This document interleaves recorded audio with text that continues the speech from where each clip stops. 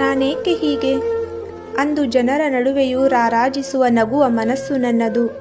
ಅಪ್ಪಿತಪ್ಪಿ ಸಂತೋಷವೇ ಎದುರಾದರೂ ನಗಲು ಮನಸ್ಸಾಗುತ್ತಿಲ್ಲ ಇಂದು. ಪ್ರೀತಿಯನ್ನೇ ಪ್ರೀತಿಸಿ ಪ್ರತಿಯೊಬ್ಬರನ್ನು ಗೌರವದಿಂದ ಕಂಡವಳು ನಾನು. ಯಾರಿಂದಲೂ ಸಂಪೂರ್ಣ ಪ್ರೀತಿಯನ್ನು ಪಡೆಯದ ದುರಾದೃಷ್ಟವಂತಳು ನಾನು. ಅಂದು ನನ್ನವರೆಂದರೆ ನನ್ನವರೇ, ನನ್ನವರಿಗಾಗಿ ನಾನು ಎಲ್ಲದಕ್ಕೂ ಸಿದ್ಧಳಿರುವೆ ಎಂದವಳು ನಾನು. ಇಂದು ನನ್ನವರೆಂದರೆ ಯಾರು ಎಂಬ ಪ್ರಶ್ನೆಗೆ ಉತ್ತರ ಸಿಗದ ವಿದ್ಯಾರ್ಥಿನಿ ನಾನು.